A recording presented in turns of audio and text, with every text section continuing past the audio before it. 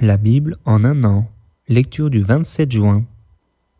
Actes, chapitre 18, versets 1 à 22. Après cela, Paul partit d'Athènes et se rendit à Corinthe. Il y trouva un juif nommé Aquilas, originaire du Pont, récemment arrivé d'Italie avec sa femme Priscille, parce que Claude avait ordonné à tous les juifs de sortir de Rome. Il se lia avec eux, et, comme ils avaient le même métier, il demeura chez eux et y travailla. Ils étaient faiseurs de tentes. Paul discourait dans la synagogue chaque Shabbat, et il persuadait des Juifs et des Grecs. Mais, quand Silas et Timothée furent arrivés de la Macédoine, il se donna tout entier à la parole, attestant aux Juifs que Jésus était le Christ.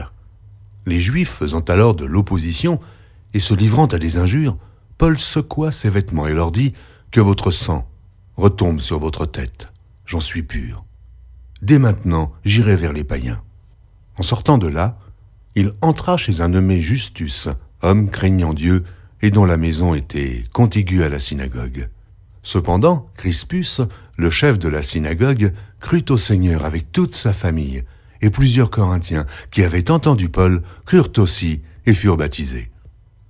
Le Seigneur dit à Paul en vision pendant la nuit, « Ne crains point, mais parle, et ne te tais point, car je suis avec toi, et personne ne mettra la main sur toi pour te faire du mal. Parle, car j'ai un peuple nombreux dans cette ville. » Il y demeura 1 an et 6 mois, enseignant parmi les Corinthiens la parole de Dieu. Du temps que Galion était proconsul de l'Achaïe, les Juifs se soulevèrent unanimement contre Paul et le menèrent devant le tribunal en disant « Cet homme excite les gens à servir Dieu d'une manière contraire à la loi. » Paul allait ouvrir la bouche lorsque Galion dit aux Juifs « S'il s'agissait de quelque injustice ou de quelque méchante action, je vous écouterais, comme de raison aux Juifs. Mais il s'agit de discussions sur une parole, sur des noms et sur votre loi. Cela vous regarde. Je ne veux pas être juge de ces choses. » Et il les renvoya du tribunal. Alors tous, saisissant de Sosthène, le chef de la synagogue, le battirent devant le tribunal, sans que Galion s'en mît en peine. Paul resta encore assez longtemps à Corinthe. Ensuite, il prit congé des frères et s'embarqua pour la Syrie avec Priscille et Aquilas, après s'être fait raser la tête à Cenchréa, car il avait fait un vœu. Ils arrivèrent à Éphèse et Paul y laissa ses compagnons. Étant entré dans la synagogue, il s'entretint avec les Juifs, qui le prièrent de prolonger son séjour. Mais il n'y consentit point et prit congé d'eux en disant « Il faut absolument que je célèbre la fête prochaine à Jérusalem. Je reviendrai vers vous, si Dieu le veut. » Et il partit d'Éphèse. Étant débarqué à Césarée, il monta à Jérusalem et, après avoir salué l'Église, il descendit à Antioche. 2 Rois, chapitre 10, versets 32 à 36. Dans ce temps-là, l'Éternel commença à entamer le territoire d'Israël, et Hazaël les bâtit sur toute la frontière d'Israël.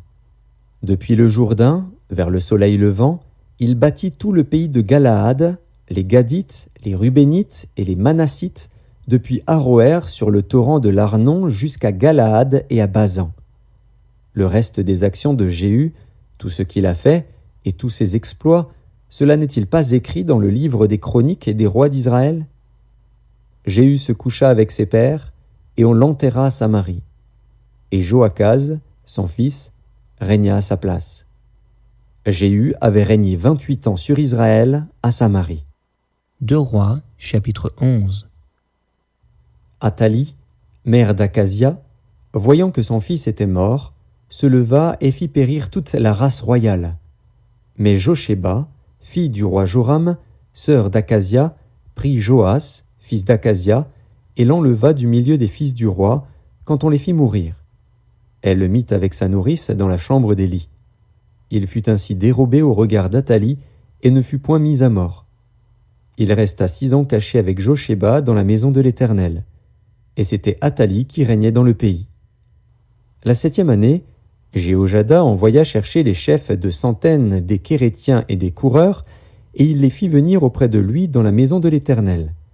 Il traita alliance avec eux et les fit jurer dans la maison de l'Éternel, et il leur montra le fils du roi. Puis il leur donna ses ordres, en disant « Voici ce que vous ferez.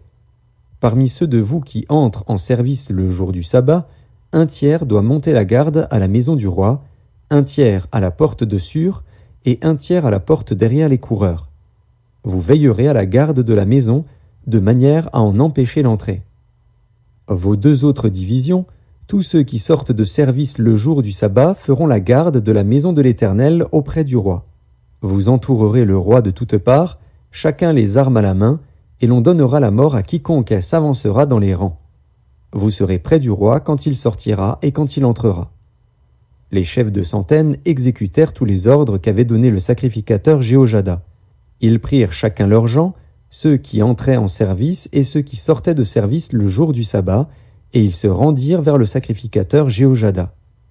Le sacrificateur remit aux chefs de centaines les lances et les boucliers qui provenaient du roi David et qui se trouvaient dans la maison de l'Éternel. Les coureurs, chacun les armes à la main, entourèrent le roi, en se plaçant depuis le côté droit jusqu'au côté gauche de la maison, près de l'autel et près de la maison. Le sacrificateur fit avancer le fils du roi, et il mit sur lui le diadème et le témoignage. Ils l'établirent roi et loignirent, et frappant des mains, ils dirent « Vive le roi !» Athalie entendit le bruit des coureurs et du peuple, et elle vint vers le peuple à la maison de l'Éternel. Elle regarda, et voici, le roi se tenait sur l'estrade selon l'usage. Les chefs et les trompettes étaient près du roi. Tout le peuple du pays était dans la joie, et l'on sonnait des trompettes. Athalie déchira ses vêtements et cria « Conspiration! Conspiration !» Alors le sacrificateur Jéhojada donna cet ordre aux chefs de centaines qui étaient à la tête de l'armée. « Faites-la sortir en dehors des rangs et tuez par l'épée quiconque la suivra. » Car le sacrificateur avait dit « Qu'elle ne soit pas mise à mort dans la maison de l'Éternel. » On lui fit place, et elle se rendit à la maison du roi par le chemin de l'entrée des chevaux, c'est là qu'elle fut tuée. Jéhojada traita entre l'Éternel, le roi et le peuple, l'alliance par laquelle il devait être le peuple de l'Éternel. Il établit aussi l'alliance entre le roi et le peuple. Tout le peuple du pays entra dans la maison de Baal, et ils la démolirent. Ils brisèrent entièrement ses autels et ses images, et ils tuèrent devant les autels Mathan, prêtre de Baal. Le sacrificateur Jéhojada mit des surveillants dans la maison de l'Éternel. Il prit les chefs de centaines, les Kérétiens et les coureurs, et tout le peuple du pays. Et ils firent descendre le roi de la maison de l'Éternel, et ils entrèrent dans la maison du roi par le chemin de la porte des coureurs. Et Joas s'assit sur le trône des rois. Tout le peuple du pays se réjouissait, et la ville était tranquille. On avait fait mourir Athalie par l'épée dans la maison du roi. Joas avait 7 ans lorsqu'il devint roi. 2 Rois, chapitre 12. La 7e année de Jéhu, Joas devint roi, et il régna 40 ans à Jérusalem. Sa mère s'appelait Tsibja, de Beer-Shéba. Joas fit ce qui est droit aux yeux de l'Éternel tout le temps qu'il suivit les directions du sacrificateur Jéhojada.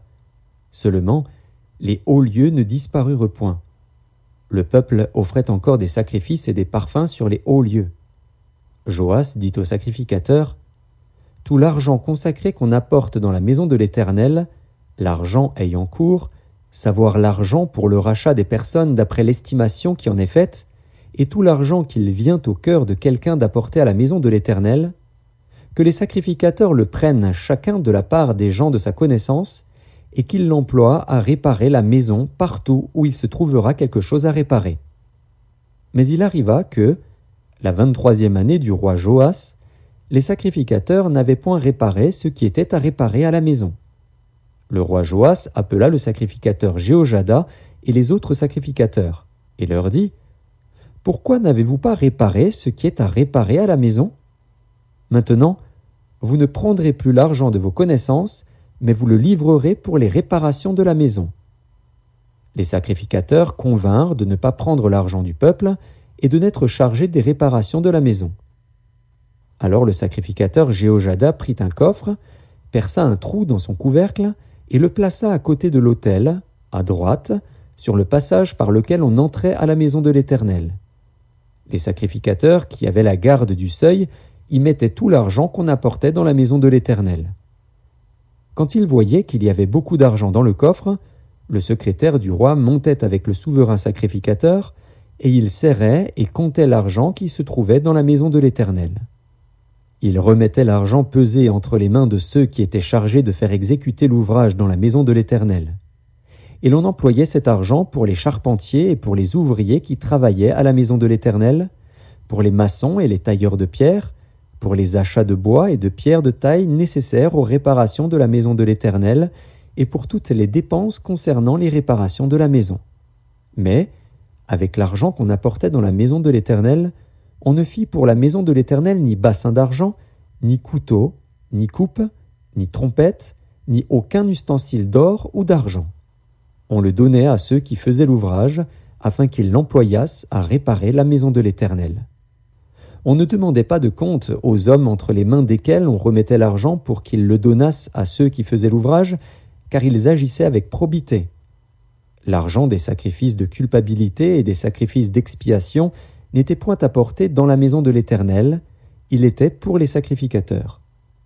Alors Hazaël, roi de Syrie, monta et se battit contre Gath, dont il s'empara.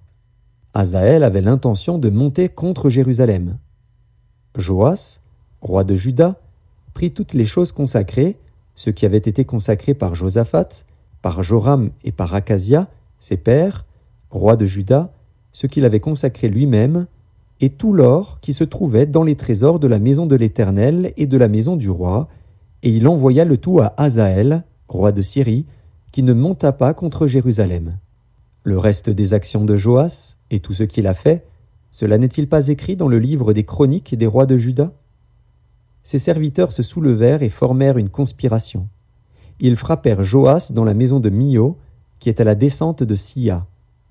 Josacar, fils de Chiméath, et Josabad, fils de Shomer, ses serviteurs, le frappèrent, et il mourut. On l'enterra avec ses pères dans la ville de David. Et Amatsia, son fils, régna à sa place. Psaume chapitre 145. Psaume 145. Louange de David. Je t'exalterai, ô mon Dieu, mon roi, et je bénirai ton nom à toujours et à perpétuité. Chaque jour je te bénirai, et je célébrerai ton nom à toujours et à perpétuité. L'Éternel est grand et très digne de louange, et sa grandeur est insondable. Que chaque génération célèbre tes œuvres et publie tes hauts faits. Je dirai la splendeur glorieuse de ta majesté, je chanterai tes merveilles. On parlera de ta puissance redoutable, et je raconterai ta grandeur.